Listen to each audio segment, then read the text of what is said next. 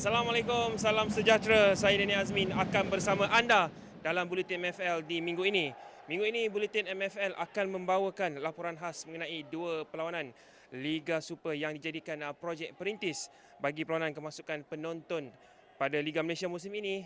Selain seperti biasa, kita akan buat liputan mengenai saingan Liga Super. Kedua perlawanan simulasi ini iaitu membabitkan Johor Darul Takzim dan juga Melaka United FC di Stadium Sultan Ibrahim, dan Kuala Lumpur City FC bertemu Sabah FC di Stadium Bola Sepak Kuala Lumpur ini cukup penting bagi membenarkan kelab membawa masuk penonton ke stadium. Kira-kira 2,000 penyokong JDT hadir pada perlawanan yang berlangsung Jumaat lalu dengan hanya 2 zon tempat duduk dibuka di Stadium Sultan Ibrahim. Penonton dibenarkan memasuki stadium bermula jam 6 petang sebelum pintu ditutup pada jam 8.30 malam, dan rata-rata penyokong berjaya memenuhi SOP yang ditetapkan. Antaranya sentiasa menjaga penjarakan fizikal semasa masuki stadium, ketika menonton perlawanan serta keluar ke stadium sejurus tamat perlawanan.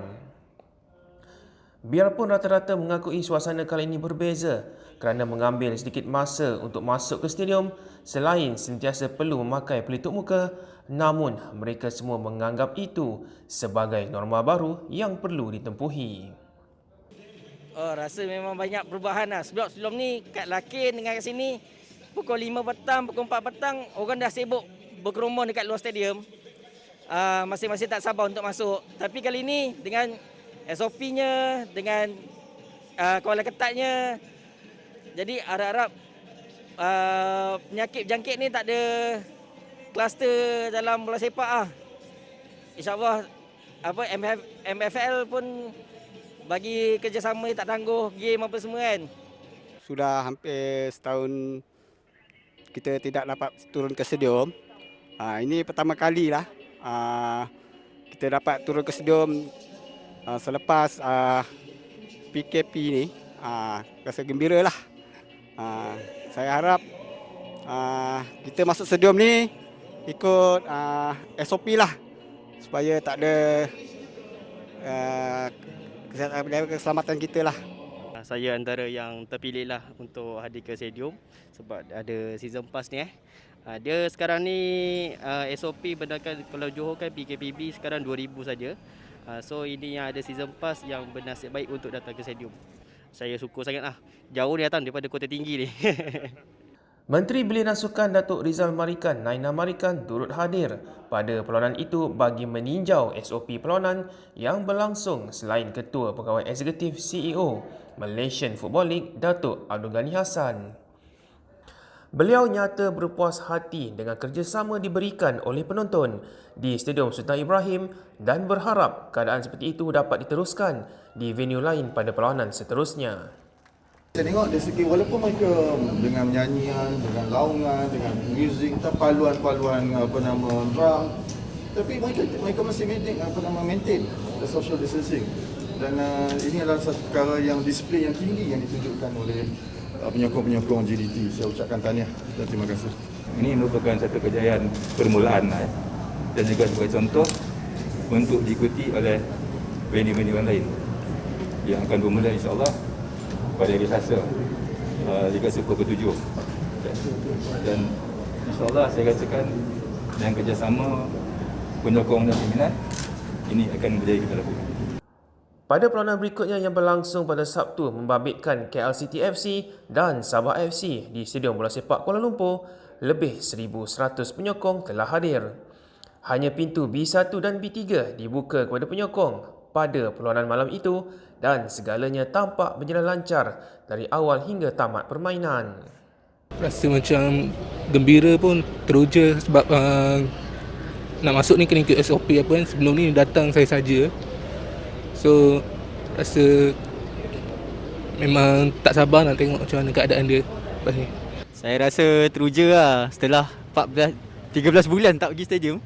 So ini adalah kali pertama setelah sekian lama. Saya macam agak teruja sebab tapi at the same time kita kena ikut SOP yang barulah sebab untuk memastikan memutuskan rantai COVID-19 dan make sure lah penyokong-penyokong yang datang adhere to SOP.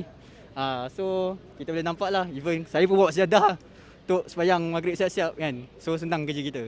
Bagi saingan ke-6 Liga Super, JDT kembali menemui sentuhan kemenangan apabila berjaya membenam Melaka United FC 3-0 dengan 2 jaringan disumbangkan daripada Baxton dan Silva.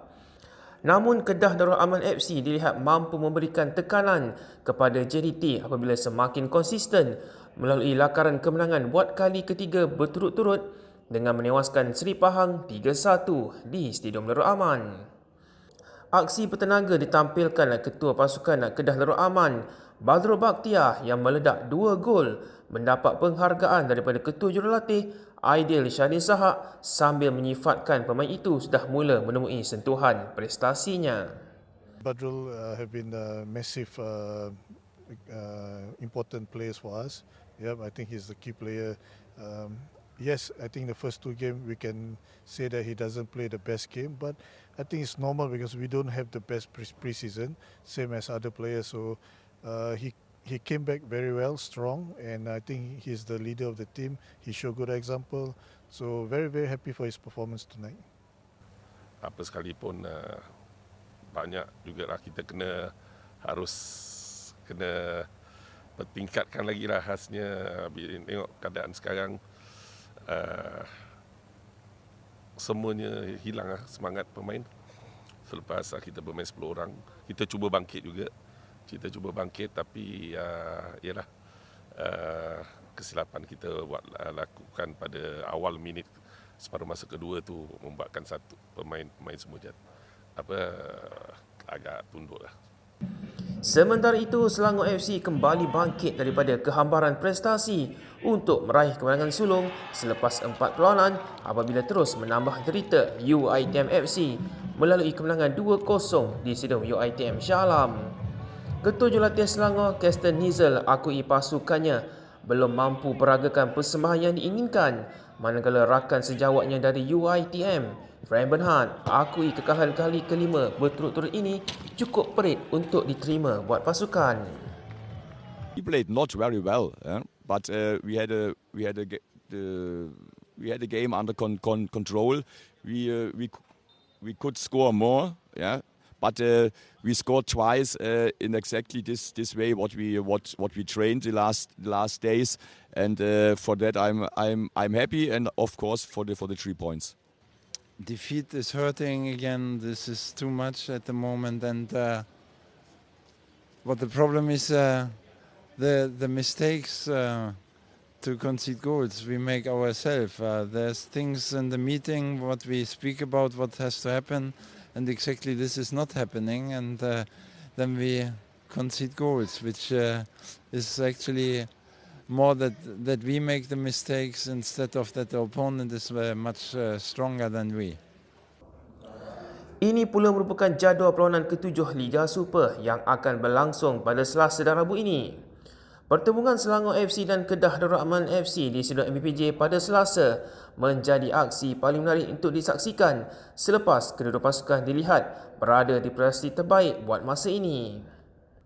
Sementara itu, pertemuan 2 pasukan jiran Pantai Timur, Seri Pahang FC dan Terengganu FC di Stadium Darul Makmur dijangka sengit, terutama pasukan tuan rumah amat memerlukan kemenangan bagi keluar dari zon penyingkiran. Bagi Liga Premier, perlawanan derby antara Kelantan United FC dan Kelantan FC pasti menarik perhatian terutamanya kepada peminat bola sepak Kelantan, manakala Sarawak United berpeluang memintas kedudukan Negeri Sembilan FC selaku pendahulu jika berjaya menewaskan Selangor FC 2 Rabu ini di Stadium Majlis Pemelaran Selayang. Jadi sampai di sini sajalah pertemuan kita pada minggu ini, dan jangan lupa sentiasa mengikuti sebarang perkembangan rasmi Liga Super dan juga Liga Premier di Facebook, Instagram dan juga laman web rasmi Malaysian Football League. Sampai kita berjumpa lagi. Assalamualaikum dan salam sejahtera.